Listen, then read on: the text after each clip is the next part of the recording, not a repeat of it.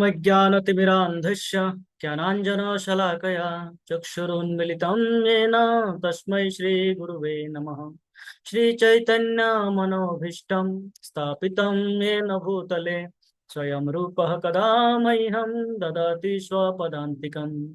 वन्देऽहं श्रीगुरो श्रीयुतपादकमलं श्रीगुरून् वैष्णवांश्च श्रीरूपं साग्रजातं सहगना रघुनाथान्वितं तं सजीवं साद्वैतं सावधूतं परिजनसहितं कृष्णचैतन्यदेवं श्रीराधाकृष्णपादान् सहगना ललिता श्रीविशाखान्वितांश्च।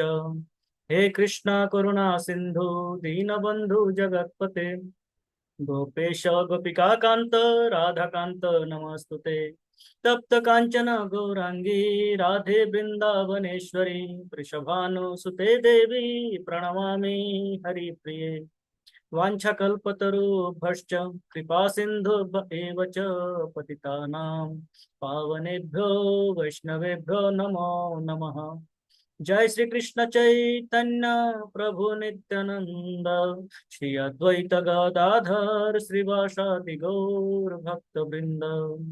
हरे कृष्णा कृष्ण कृष्ण हरे हरे हरे राम राम राम हरे हरे। हरे कृष्णा कृष्ण कृष्ण हरे हरे हरे राम राम राम हरे हरे। हरे कृष्णा कृष्ण कृष्ण हरे हरे हरे राम राम राम हरे हरे। हरे कृष्ण।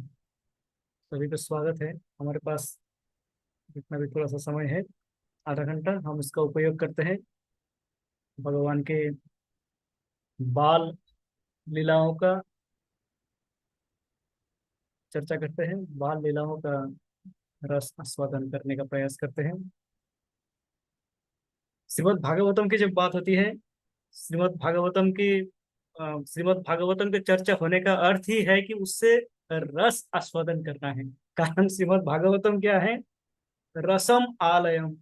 हाँ, ये श्रीमद् भागवतम रस से पूर्ण है। हम्म, ये मानो एक घर हो, पूरा घर रस से भरे हुए हैं। हाँ? तो रस के घर में जाएंगे, विद्यालय में जाएंगे तो विद्या प्राप्त होगी। हाँ? हिमालय में जाएंगे तो हिम अर्थात मेघ, क्या कहते हैं, बर्फ मिलेंगे, बर्फ की प्राप्ति होगी। उसी प्रकार रसालय में जाएंगे तो रस की प्राप्ति होगी। जैसे हमारा ये जगत दुखालय है, यहाँ पे जब तक रहेंगे दुख दुख ही मिलेंगे, दुखालय है। हाँ? तो उसी प्रकार श्रीमद् भागवतम रसालय है। भागवतम में रस ही रस है, तो इसलिए भागवतम में जो भी भागवतम, श्रील प्रभुपाद कहते थे Shrimad Bhagavatam is like a rasgulla, rasgulla की जैसे ही है श्रीमद् भागवतम। हाँ? कहीं से भी खाओ उसको, वो समान स्वादिष्ट है, समान रस से परिपूर्ण है। तो कहीं से भी हम जाए, किसी भी स्कंध, किसी भी अध्याय, किसी भी लीला में हम जाए, भागवतम में रस है। यदि हमें मिलते नहीं है तो ये हमारा कमी है, हमें उसका रस आस्वादन करना नहीं आता है, हमारे में कुछ प्रॉब्लम है, कुछ असुविधाएं हैं। जैसे बुखार आता है तो हमारे टेस्ट कड़वा हो जाता है, कुछ भी खाते हैं तो उसको स्वाद नहीं मिलता है। तो वो उस खाद्य द्रव्य का प्रॉब्लम नहीं है, वो हमारा जिह्वा का प्रॉब्लम है। हमारा अस्वस्थता के कारण हम स्वाद ग्रहण करने का, आस्वादन करने का जो टेस्ट बर्ड्स होते हैं, वो हमारी नष्ट हो जाते हैं, तब हम नहीं कर पाते। उसी प्रकार भागवतम रस से परिपूर्ण है, भागवतम में रस ही रस है, आनंद ही आनंद है। हाँ? हमें उसको किस प्रकार उस रस का आस्वादन करना है, वो हमें सीखना है, वो हमें जानना है, और तभी हम उसका आनंद ले पाएंगे। नहीं तो हम प्रयास करते हैं श्रीमद् भागवतम के दशम स्कंध, जो कि मुखमंडल है भगवान के, दशम स्कंध को भगवान के मुखमंडल के साथ में तुलना किया जाता है। दशम स्कंध के द्वादश अध्याय, 12वें अध्याय, और उसके श्लोक संख्या 1 मैं शेयर कर रहा हूँ। श्लोक जिनके पास भागवतम है वो देख सकते हैं, अन्यथा इस श्लोक में भी देख सकते हैं, स्क्रीन पे भी देख सकते हैं। इसमें कहते हैं, श्री शुक उवाच क्वचिद्वनाशाय मनो दधाद्रजात् प्रातः समुत्थाय वयश्चवत्सपान् प्रबुद्ध शृङ्गारवेण चारुणा विनिर्गतो वत्स पुरोऽसर हरिः। श्रीशुक उवाच क्वचिद्वनाशाय मनो दधाद्रज प्रातः समुत्थाय वयश्चवत्सपान् प्रबोधाय शृङ्गरवेण चारुणा विनिर्गतो वत्स पुरोऽसरो हरिः। इस श्लोक का हमें इस अध्याय का हमें बैकग्राउंड समझना पड़ेगा कि क्या हो रहा था ना। ये समय है जब कृष्ण 5 वर्ष के हो चुके हैं, 5 वर्ष अतिक्रम कर चुके हैं। हाँ, बाल्य लीला समाप्त होने ही वाला है, पौगंड लीला में प्रवेश करने वाले हैं। हाँ, जैसे 6 वर्ष खुद के हो जाते हैं उसको पौगंड अवस्था कहते हैं। तो पौगंड लीला में प्रवेश करने का समय आ चुका है। और जस्ट उसी समय, उसी संधि काल में, हाँ, जब बाल्य लीला समाप्त हो रहे हैं, पौगंड लीला प्रारंभ हो रहे हैं। बाल्य लीला साधारणतः कृष्ण अपने घर में अपने मैया यशोदा अथवा और बालों के साथ में जो माखन चोरी की लीलाएं हैं और अन्य लीलाओं जो घर में ही करते हैं। और पौगंड लीला प्रारंभ होते ही वह अपने गौ माताओं को नहीं ले जा पाते हैं उस समय, बछड़ों को लेके जाते हैं, छोटे छोटे बछड़ों को वो लेके जाते हैं, लेके बाहर निकलते हैं। और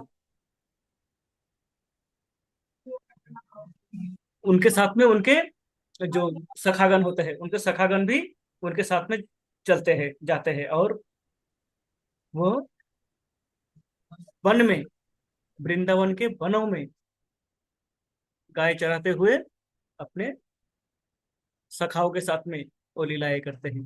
हाँ, उस साख्य भाव का, साख्य रस का आनंद ग्रहण करते हैं भगवान। तो वो उसका प्रारंभ है ये, इस समय, इस अवस्था में। तो इसमें कहते हैं, इस श्लोक में, क्वचित बनाशाय मनो दधात ब्रजात। क्वचित बनाशाय, क्वचित अर्थात किसी एक समय, किसी एक समय, किसी, जैसे हम कहते हैं once upon a time English में है।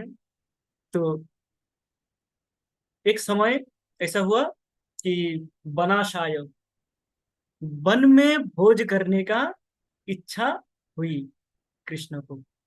हाँ, कृष्ण बड़े हुए हैं, 5 वर्ष अर्थात बहुत बड़े हो गए हैं भगवान।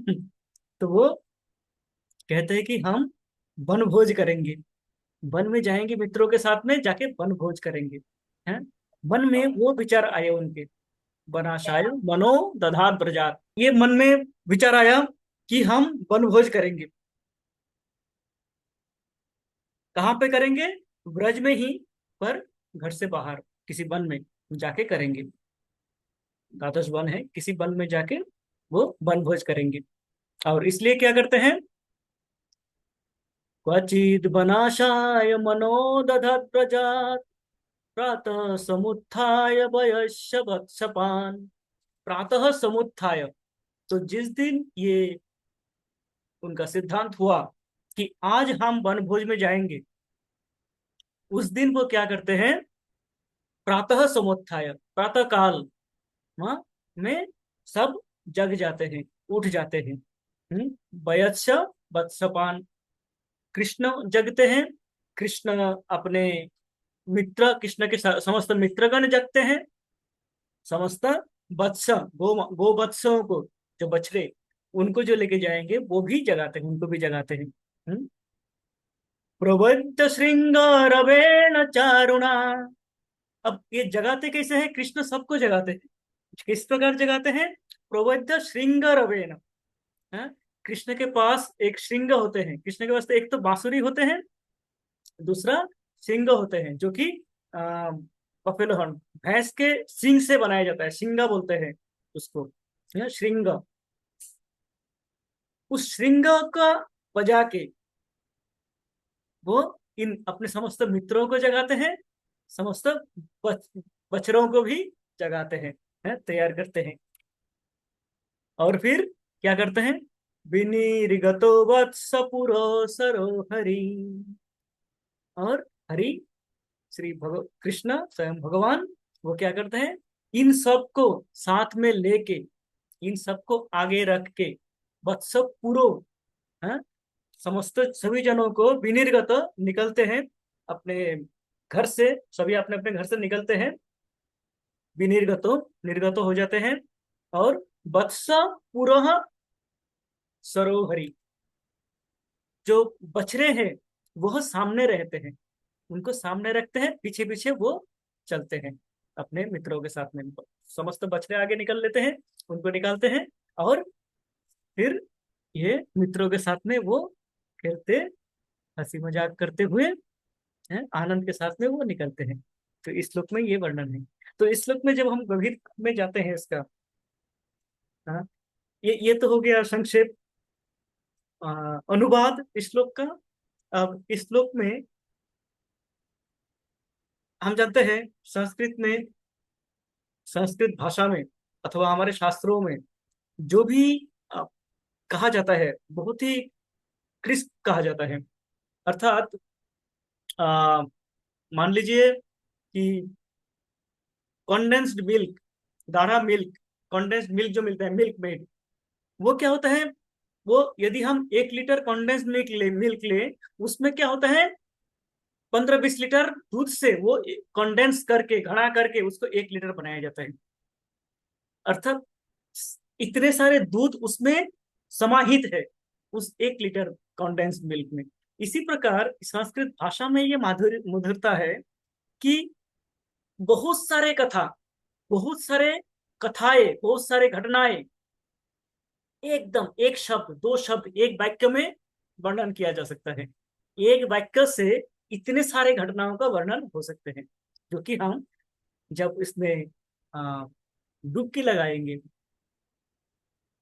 जब उसमें डूबेंगे, तब हम इसके जितने इसके गभीर में जाने का प्रयास करेंगे, तब उतना ही हम उसको, उतना ही उसका खुलते रहेंगे। पद्म फूल, जैसे पद्म फूल होते हैं, क्या होता है? उसके पंखुड़ियां बंद होते हैं, तो हमें लगता है कि दो ही तीन पंखुड़ियां दिखते हैं। जैसे ही उसको खुलते रहेंगे, पत्ते खुलते रहेंगे, पंखुड़ियां निकलते रहेंगे उसका, और सुंदरता बढ़ती रहेगी। इसी प्रकार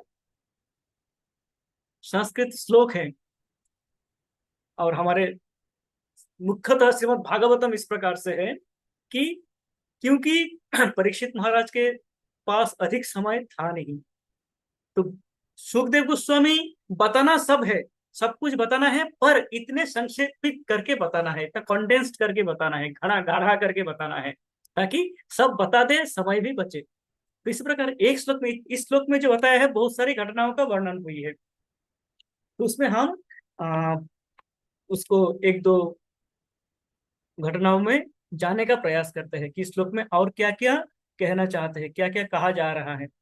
तो हमने साधारण अनुवाद देखा कि किसी एक दिन इस समय हुआ, वनभोज जाने का मन हुआ, और वो प्रजात व्रत से बाहर जाके वो अपना वनभोज करेंगे, इसका निर्णय हुआ। निर्णय होने के पश्चात क्या हुआ? प्रातः समुत्थाय, वो प्रातः काल में जगे, समस्त अपने मित्रों को जगाए, बछड़ों को जगाए।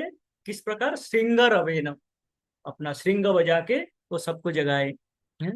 और फिर क्या हुआ? विनिर्गतो, और निकल लिए प्रातःकाल, वत्सपुर सरोवरी, सबको साथ में लेके, वत्सों को आगे रख के, स्वयं पीछे रह के, सबको साथ में लेके वो मित्रों के साथ निकल पड़ते हैं। इससे आगे जाएंगे तो इस श्लोक में इतना ही वर्णन है। इसके आगे के श्लोक में जाके वर्णन है वो किस प्रकार जाते हैं, जाते हुए क्या क्या घटनाएं होते हैं। तो हम आज इतने में ही, हमारे पास कारण समय कम है, हम इसी श्लोक को समझने का प्रयास करते हैं। तो इसमें कहते हैं वनाशाय, क्या होते हैं, वनभोज जाना है। अब वनभोज जाना है तो हमें समझना है कि ऐसा नहीं होता है कि अ, अचानक प्रातःकाल उठे और बोले कि आज मैं वनभोज जाऊंगा। अब बच्चे हैं सभी, सभी उनके समवयसी है, सभी 5 6 4 5 6 वर्ष के आयु के हैं बच्चे। तो वो क्या करते हैं, वो आचार्यगण टीका में लिखते हैं कि वो क्या करते हैं, वो 1 2 दिन पहले से ही इसका प्रोग्राम बनाते हैं। अपने सभी अपने माताओं को मनाते हैं। प्रथम तो कृष्ण मैया यशोदा को बोलते हैं, माँ मैं बड़ा हो गया हूँ अभी, है, मैं तो बड़ा हो गया हूँ, मैं अकेले बाहर जा सकता हूँ, मित्रों के साथ में बाहर जा सकता हूँ, मित्रों के साथ बाहर खेलने जाएंगे, हैं, गायियाँ चराने जाएंगे, हैं। तो प्रथम तो माँ यशोदा को मनाना है। अब माँ यशोदा माने कि मेरे लाला मैं छोड़ दूं, है, ये तो अभी, इसके तो अभी चलना भी नहीं आता है, मैं ना रहूं तो ये, मैं ना खिलाऊं तो ये खाता भी नहीं है, वन भोज में जाएगा, ये खाएगा कि नहीं खाएगा, क्या करेगा क्या नहीं करेगा, चल पाएगा नहीं चल पाएगा, कहीं पे गिर जाएगा रोने लगेगा। तो माँ का तो हजारों चिंता होते हैं। तो प्रथम तो माँ को मनाया कि हमें जाना है। इसी प्रकार सभी उनके जो वयस्यी, उनके जो मित्रगण हैं, सभी अपने अपने माताओं को बताते हैं कि कृष्ण जाएंगे, हम कृष्ण को साथ में जाएंगे। तो बाकी माताओं को कोई असुविधा नहीं है, कारण बाकी माताएं जानते हैं कि कृष्ण माँ यशोदा के जो लाला है उसके साथ जाएगा तो कोई चिंता की बात नहीं है, उनके साथ तो कोई कभी भी जा सकते हैं। तो वो तो तुरंत राजी हो जाते हैं। तो कृष्ण के लिए थोड़ा सा मुश्किल था, कृष्ण माँ यशोदा को मनाते हैं। जब राजी हो जाते हैं तो दिन स्थिर होते हैं कि इस दिन हम वनभोज जाएंगे, इस दिन में हम निकलेंगे। तो उससे पहले तैयारियां होते हैं, वो सब तैयार होते हैं। प्रथमतः ये माताएं और जो कृष्ण और सखाए सब बैठ के एक मीटिंग करते हैं, बैठ के सभी जिस दिन जाएंगे उससे पहले दिन बैठ के मीटिंग करते हैं, डिसाइड करते हैं कि कौन क्या क्या खाद्य पदार्थ लेके जाएंगे। साधारण तो वो जब बाहर निकलते थे, खेलने निकलते थे तो गाय चराने निकलते थे, तो क्या होता था, वो घर से प्रातःकाल का भोजन करके प्रसाद पाके निकलते थे। ये इनका दिनचर्या थे। प्रातः घर में ही वो पाए और फिर बाहर गए खेले, दोपहर को आ गए, आके घर में पाए, ये उनका अब तक का चल रहा था। पर उस दिन ये हुआ कि आज हम घर पे नहीं, सब बाहर खाएंगे, हैं। तो क्या करेंगे, माताओं ने मिलके मीटिंग किया, सबने ये निर्णय किया कि तुम ये बनाओ, तुम ये बनाओ, तुम ये अच्छा बना लेते हो, हाँ, तुम ये भाजी अच्छा बना लेते हो, तुम ये सब्जी अच्छा बना लेते हो, तुम ये बना, मैं खीर बनाऊंगी, है, मैं इससे ये खीर मुझसे ये अच्छा बनता है। तो इस प्रकार माताएं अपने अपने बच्चों को किनको क्या पसंद है, किनको किस प्रकार से क्या भोजन पसंद है, उस प्रकार से वो सभी डिसाइड किए कि हम सभी इस प्रकार से देंगे, ये मिल बांट के खाएंगे, हैं। तो ये होता है प्रथमतः वन भोज की तैयारी में कि सब लोग क्या करते हैं, सभी माताएं इस वन भोज के लिए भोज्य पदार्थ का तैयारी करते हैं, कौन क्या लेके जाएंगे उसका तैयारी करते हैं, किस जगह पे जाएंगे, कहाँ पे जाएंगे, कहाँ तक जा सकते हैं, किस जगह पे जाके वो वन भोज करेंगे, वो भी वो उस समय ही निर्णय करते हैं कि तुम यहाँ पे जाओगे, इससे आगे नहीं जाओगे, लाला इससे आगे नहीं जाना, यहीं तक ही जाना है, हाँ। तो इस प्रकार तैयार हो जाते हैं।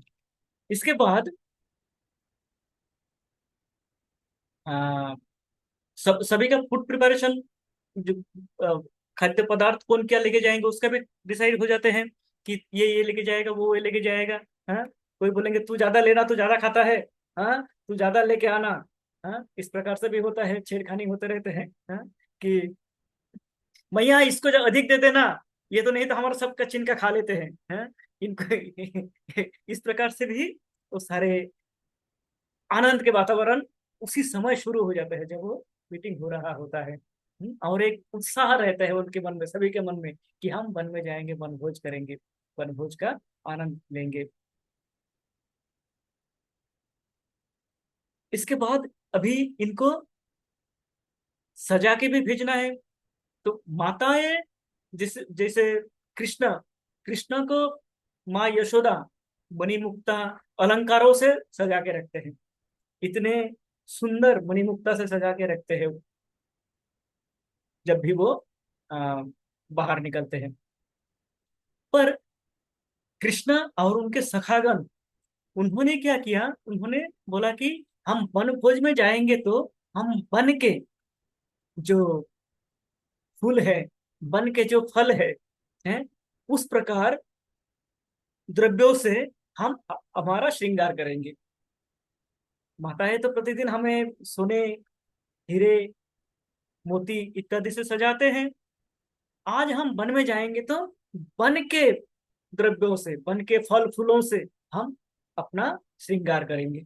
तो वो क्या करते हैं, उससे पहले तैयार कर लेते हैं। गुंजा बेरी होता है, गुंजा बेरी का, गुंजर बेर होता है एक छोटे छोटे दाना का। हाँ, वो लोग लेके आते हैं, 2-3 दिन पहले से वो अपना पास जमा करते हैं, उसको सुखाते हैं, उससे माला गूंथते हैं अपने माताओं के सहायता से। उसके माला गूंथ के तैयार करके रखते हैं।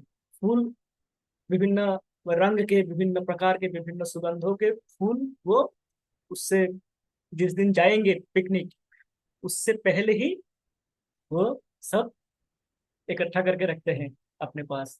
हाँ, कि ये हम लेके जाएंगे और इसको इसको इस प्रकार सजाएंगे। ये फूल का माला बनेगा, ये फूल हमारे माथे पे होंगे, ये हमारे कान के बालियां बनेंगे। इस प्रकार से वो पूरा सजने का तैयारी करते हैं।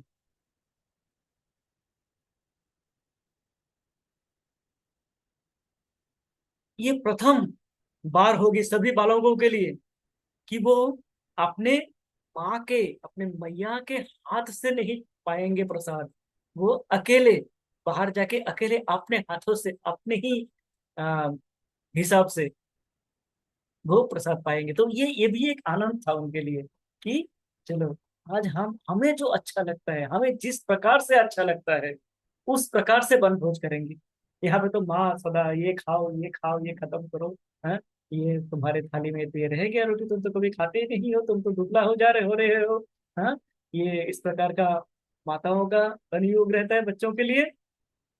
उस दिन उन्होंने सोचा कि आज हम फ्री हैं, हम तो जाके वन में अपनी मर्जी से, और वो प्लान बनाते हैं कितना उछलेंगे, कितना कूदेंगे, कितना नाचेंगे, कैसे चिल्लाएंगे, कैसे गाएंगे, क्या क्या खेलेंगे। हैं, ये सारे प्लान सारे कृष्णा अपने सखाओं के साथ में बना लेते हैं कि हम पे ये खेलेंगे जो हम यहाँ पे नहीं खेल पाते थे अब तक। अब वन में जाके ये खेल खेलेंगे, इस प्रकार से सजेंगे, इस प्रकार से हमारी सजावट होगी। हैं,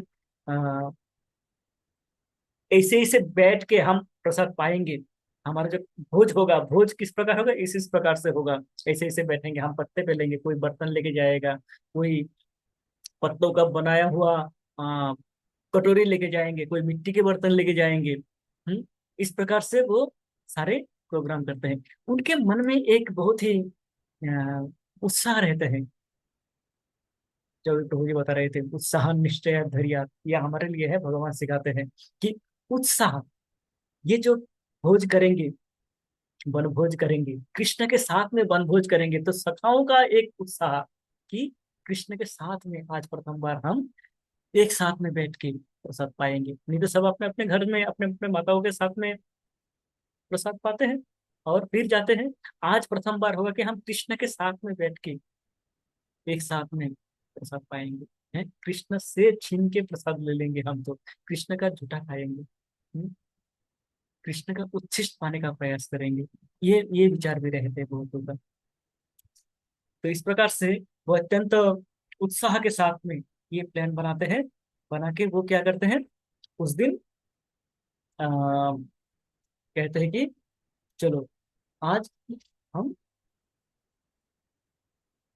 सोने में विलम्ब नहीं करेंगे, समय पे सोएंगे आज। कारण कल प्रातःकाल उठना है। प्रातःकाल तो जगना ही है, पर कल विशेष है प्रातःकाल, कारण कल हम कृष्ण के साथ में वनभोज जाएंगे। तो मानो मंगलाचरण हमें जाना है। मुझे मंगलाचरण अटेंड करना है, तो मुझे प्लान करना होता है कि आज मुझे जल्दी सोना है, नहीं तो कल मंगलाचरण मुझे 3 बजे जगना होगा और 3:30 बजे तक तैयार होके भगवान का श्रृंगार करके फिर निकलना होगा। जैसे आप सभी जानते हैं, आप सभी इसी प्रकार से करते होंगे, सभी माताएं, सभी प्रभु जी। तो ये जो उत्साह के भगवान के पास जाना है, भगवान के दर्शन के लिए जाना है, तो हमें early to bed early to rise. जब हम सोएंगे जल्दी तो हम जल्दी उठ पाएंगे। तो वो क्या करते हैं कि आज हम मंगल आरती, सॉरी मंगलाचरण बोल दिया, थैंक यू मंगल आरती। हाँ, तो मंगल आरती में जब हम जाते हैं, थैंक यू माता जी। मंगल आरती के लिए हमें क्या करना पड़ता है? पहले दिन ही हमें उसका तैयारी करना पड़ता है। तो वो समस्त मित्रगण बताया, कृष्णा आज जल्दी सोएंगे। हाँ, आज हमें जल्दी ही सो जाना है ताकि कल हमारा नींद सुबह सुबह खुल जाए। तो मीटिंग समाप्त हुए, सब अपने घर गए और प्रसाद पाए और सो गए। जिस दिन फिर आया वो दिन जिस दिन जाना है। हम्म,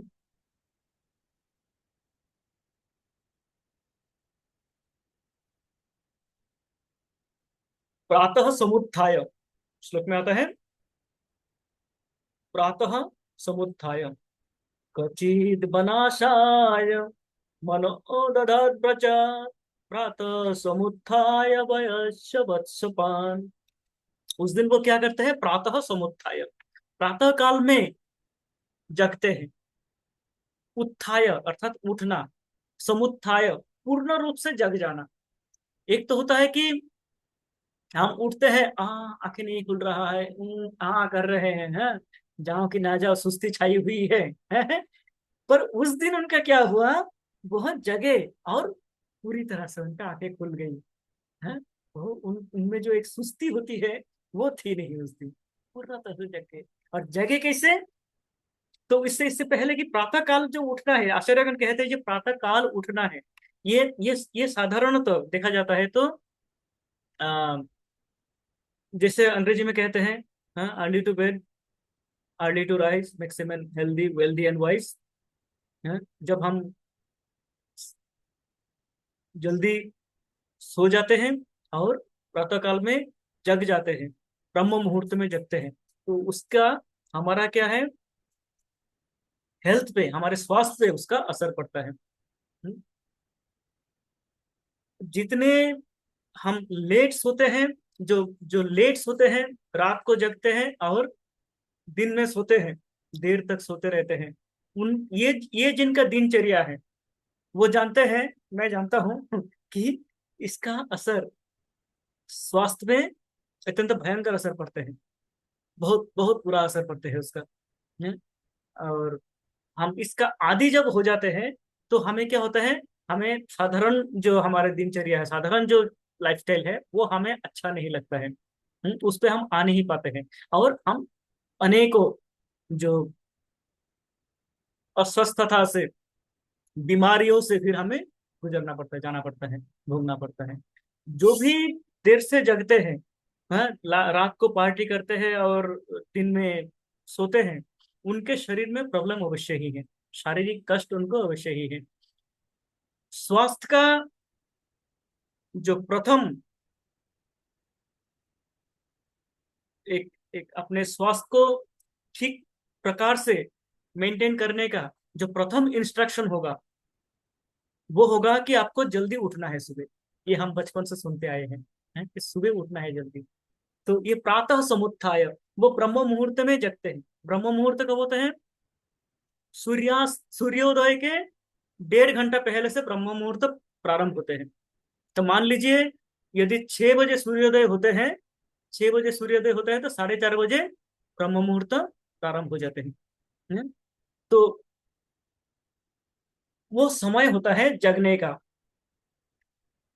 उस समय हमें जगना है। और जगना किस अ, भावना से, किस विचार से, मन में हमारे विचार किस प्रकार होना चाहिए जब हम जगते हैं?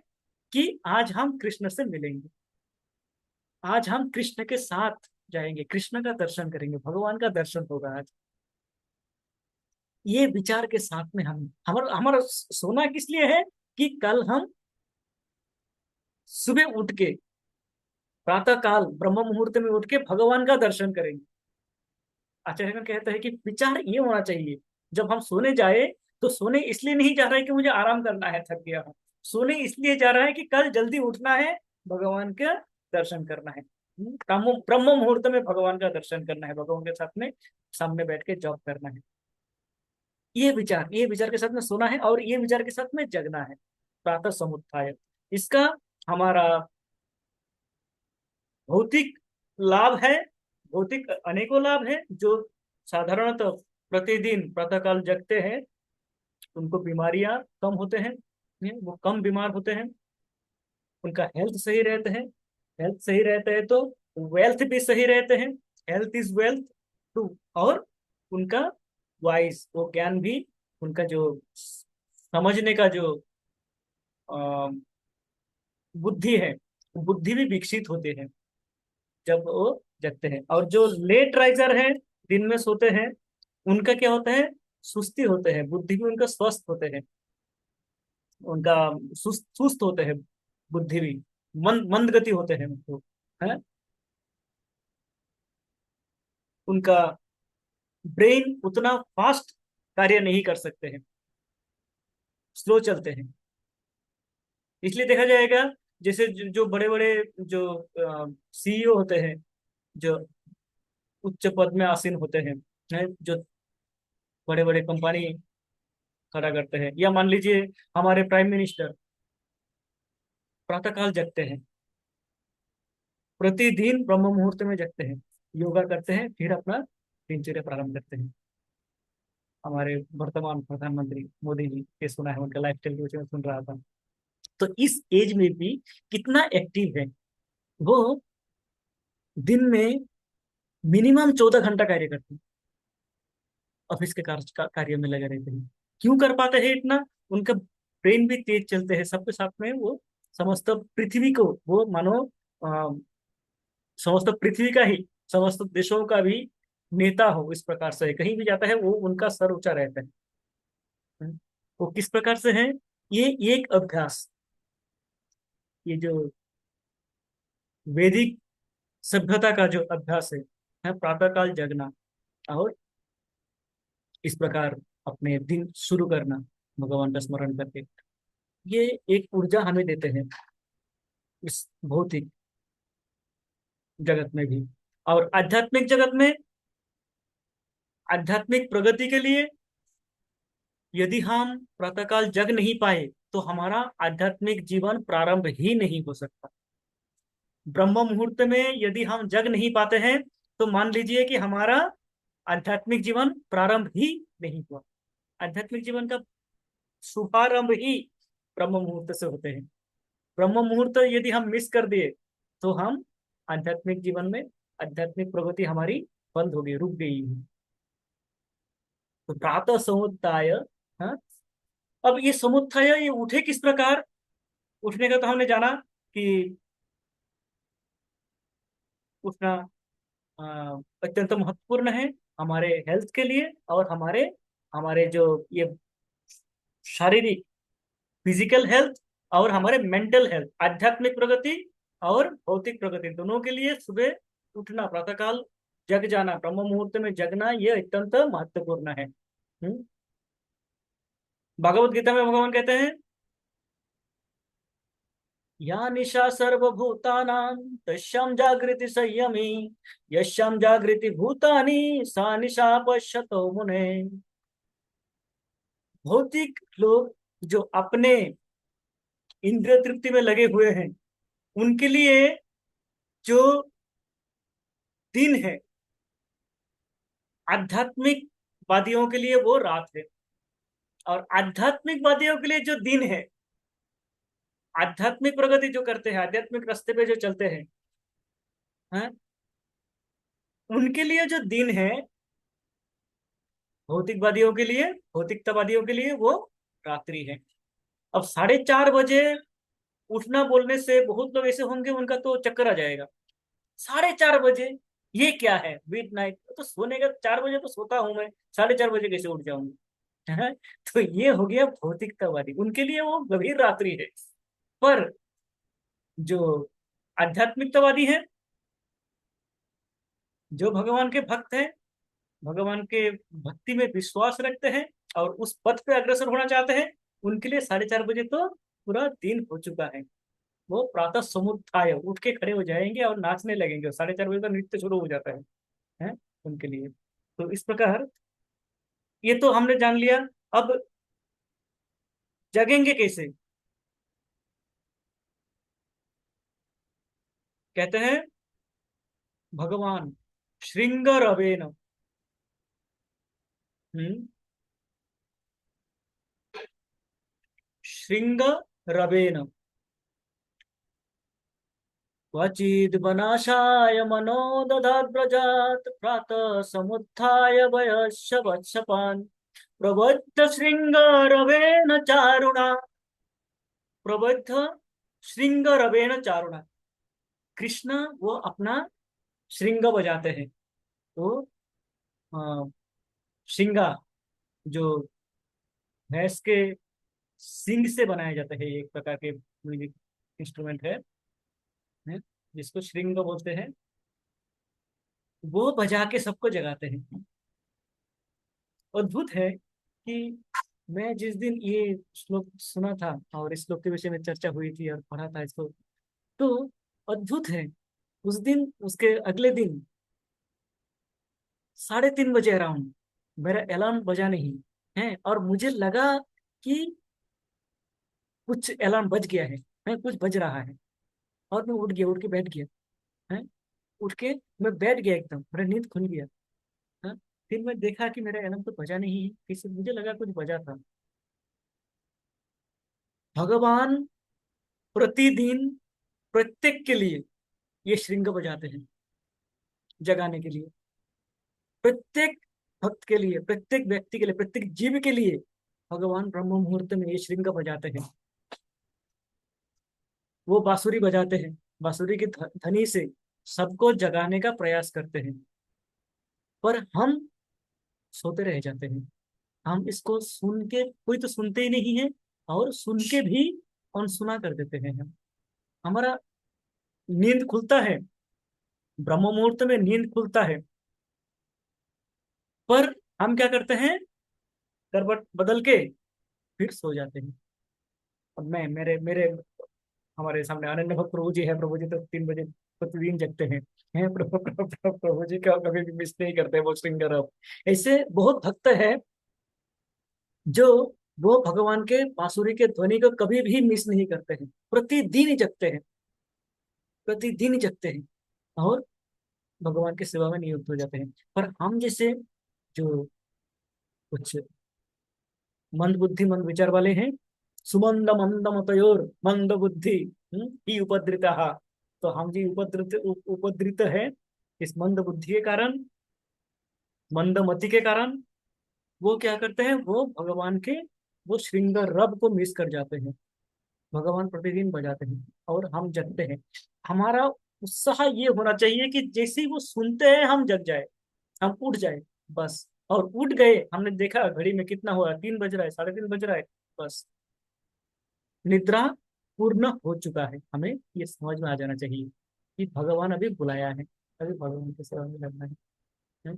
तो उनके जो मित्रगण जो सोए हुए थे, भगवान श्रृंग बजाते हैं, चारों न अत्यंत मधुर सुर से श्रृंग बजाते हैं। हाँ, और उस श्रृंग के ध्वनि दूर दूर तक जाते हैं। और भगवान के श्रृंग के ध्वनि जो जिस प्रकार सुनना चाहते हैं उसको उस प्रकार, चरकन कहते हैं कि वो सभी को एक ही धुन सुनाई नहीं देते हैं। जो जिस प्रकार भगवान बजा रहे हैं, पर जो जिस प्रकार सुनना चाहते हैं, जिसको जिस प्रकार का आसक्ति है उस प्रकार सुनते हैं वो। और उसके साथ में वो अपना उठ जाते हैं और दिन प्रारंभ करते हैं। तो जैसे ही वो ध्वनि जाते हैं अपने मित्रों के कानों में, है वो लगता है कृष्ण, मानो कृष्ण खिड़की पे आए हो, घर के पास खिड़की पे आए हो, आके खिड़की का दरवाजा खटखटा रहे हो और कह रहे हो अरे जग जा जल्दी उठ, समय हो चुका है हमारा पिकनिक का समय आ चुका है हमें अभी निकलना है। और मत सो, लेट हो जाएगा, नहीं तो तू रह जाएगा, जग जा। तो वो उस प्रकार मानो व्यक्तिगत रूप से प्रत्येक मित्रों को व्यक्तिगत रूप से जाके कृष्ण जगा रहे हो। इस प्रकार सुनते हैं सभी जन, अपना नाम सुनते हैं और अपना नाम सुन के अपने नाम के साथ में मतलब जग जाते हैं। तो हमारे यहाँ पे कई सौभाग्यवान भक्तगण हैं जो भगवान की उस ध्वनि को प्रतिदिन सुनते हैं और वो उठ के भगवान की सेवा में नियुक्त हो जाते हैं।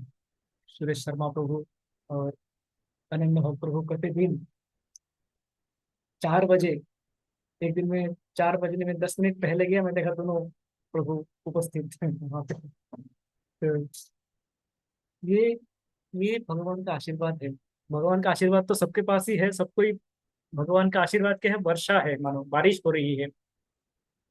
मुझ जैसे पकड़ नहीं पाते हैं, फिसल जाते हैं, पूरा बारिश निकल जाते हैं। पर ऐसे भक्त हैं जो उस आशीर्वाद को माथे पे धारण कर लेते हैं और उस आशीर्वाद के साथ में वो अपना जीवन में आगे बढ़ते रहते हैं। और हमारा उद्देश्य यही होना चाहिए कि हम भगवान के जो आशीर्वाद का वर्षण हो रहा है, जो कि ब्रह्म मुहूर्त में होते हैं, हम उसको पकड़े, उसको रखे, संजो के रखे, और उसके साथ में हम प्रतिदिन अपना दिनचर्या शुरू करें, प्रारंभ करें। प्रातः समुत्थाय वयस्य वत्सपान प्रवृत्त श्रृंग रवेन चारुणा। वो आज समय बहुत हो चुका है। एक लाइन है छोटा सा, उसको मैं करके समाप्त करता हूँ। क्षमा चाहता हूँ, मैं ध्यान नहीं दिया, बहुत समय आगे निकल चुका है। इसके बाद क्या हुआ, सब लोग जगे, सबको जगाए कृष्णा। सब जगे अपने श्रृंगार के द्वारा, सब लोग जगे, तैयार हुए, अपना स्नान किया, श्रृंगार किए, तिलक चंदन किए, और वो सब अपने पोटली, जो उनके भोज्य पदार्थ जो भी बनाए, वो बांधे, पोटली में बांध के वो अपने बच्चों के साथ में निकल चुके हैं, बाहर निकलते हैं। और क्या होता है, विनिर्गतो वत्स पुरो हरि। भगवान सबको आगे जाने देते हैं, सभी उनके वत्सगण आगे जाते हैं, उसके बाद उनके मित्रगण जाते हैं, और अंत में कृष्ण जाते हैं, निकलते हैं, सबको सबको लिए, साथ में लिए। तो इस पे भी अत्यंत, इस वत्स पूरो सरोहरि, इस पे भी बहुत व्याख्याएं हैं विभिन्न आचार्यों का। उसमें जो मूल तथ्य ये है, कृष्ण सदा सर्वदा अपने भक्तों को सामने रखते हैं, अपने भक्तों को प्राधान्य देते हैं, अग्राधिकार वो अपने भक्तों को देते हैं। भक्तों को जो कहते हैं फर्स्ट प्रायोरिटी भक्तों को देते हैं। वो सब निकलते हैं, उनके साथ साथ पीछे पीछे भगवान निकलते हैं, भक्तों को आगे रखते हैं। जैसे कहते हैं कि अहम भक्तो पराधीन ना ही स्वतंत्र द्विज, साधुवीर ग्रस्थ हृदयो भक्तिर भक्त जनप्रिय। मैं भक्तों का अधीन हूँ, भगवान कहता है कि मैं भक्तों का अधीन हूँ। साधुवीर ग्रस्त हृदय, मानो ये जो मेरा हृदय है साधु, ये भक्तों से, भक्तों के भाव से, भावनाओं से परिपूर्ण है। और केवल मात्र भक्त ही नहीं, भक्तेर भक्त जनप्रिय, भक्त तो मुझे पसंद है, भक्तों के जो भक्त है वो भी मेरे अत्यंत प्रिय है। तो भगवान भक्तों को सब समय सामने रखते हैं, सामने रख के भगवान चलते हैं। और इस प्रकार वो वन भोज के लिए निकल पड़ते हैं, भगवान वन भोज करेंगे। इसके आगे के श्लोकों में इस वन भोज का जो आनंद करते हैं, आनंद लेते हैं, उसके वर्णन है। हम कभी उसका चर्चा आगे करेंगे। तो अभी भगवान वन भोज में निकले हैं। हम भी ये प्रयास करते हैं कि हम आज जल्दी अपना शयन करने का प्रयास करते हैं, ताकि कल सुबह भगवान की वो श्रृंगार हमसे मिस ना हो, हम उस सिंगर और भगवान के जो बांसुरी का शब्द है उसको सुने और उससे जग जाए, हैं? जग के हम भगवान की सेवा में नियुक्त हो जाए। उसी भावना के साथ, वांछा कल्पतरुभ्यश्च कृपा सिंधुत्व एव च पतितानां पावनेभ्यो वैष्णवेभ्यो नमो नमः। समस्त भक्त वृंद की जय, शिला प्रभुपाद की जय, शिला गुरुदेव की जय, गौर प्रेमानंदे, हरि हरि बोल।